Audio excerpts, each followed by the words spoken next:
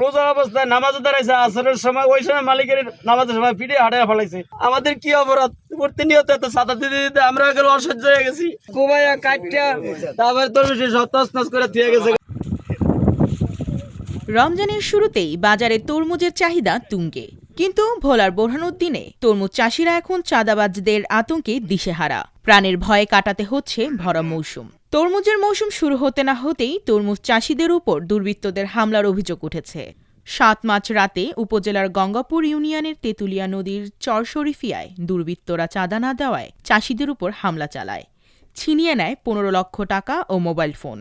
এই হামলায় আহত হয়েছেন অন্তত ৫ জন। বর্তমানে যে পরিস্থিতিতে থাকা যাবে না, প্রতিনিয়ত এরা আসে চাঁদা দিতে না পারলে পিঠা অতর্কিত ভাবে হামলা করে।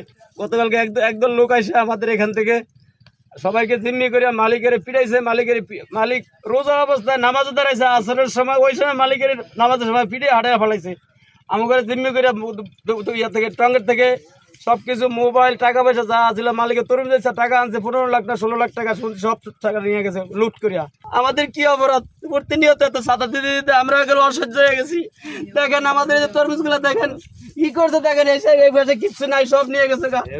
এই যে দেন ভাঙ্গিয়া বলাইছে, এই দেখেন, এই যে দেখেন তরমুজটি ভাঙছে, এই যে দেখেন এটি ভাঙছে, এই যে এই পাশে দিয়ে সব নিয়ে গেছে, কিছু নাই, সব নিয়ে গেছে, এটি সব নিয়ে গেছে, এটি ভাঙছে, এটি ভাঙছে, এটি ভাঙছে। ওই দেখেন সামনে কুবায় কাটে লাইছে, আর ওই দেখেন, ওই যে দেখেন কুবায় কাটে লাইছে তরমুজটি, দেখেন তো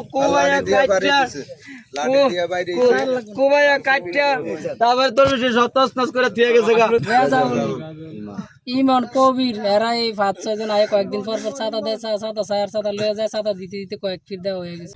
আহত চাষিদের অভিযোগ, গঙ্গাপুর ইউনিয়নের সাদ্দাম, রেজাউল, নূর ইসলাম, ইমন, হেলাল সহ ১৫-২০ জন ব্যক্তি এই হামলা চালান।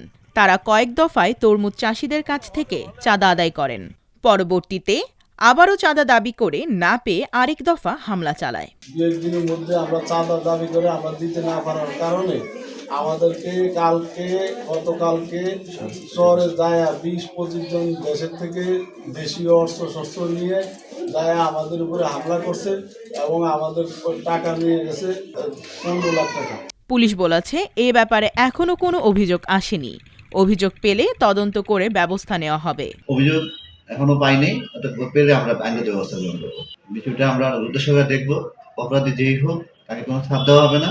তরমুজ চাষিরা চান এই চাঁদাবাজির অবসান হোক, নিরাপত্তা নিশ্চিত করা হোক, যাতে তারা নির্ভয়ে তাদের ফসল বাজারে আনতে পারেন।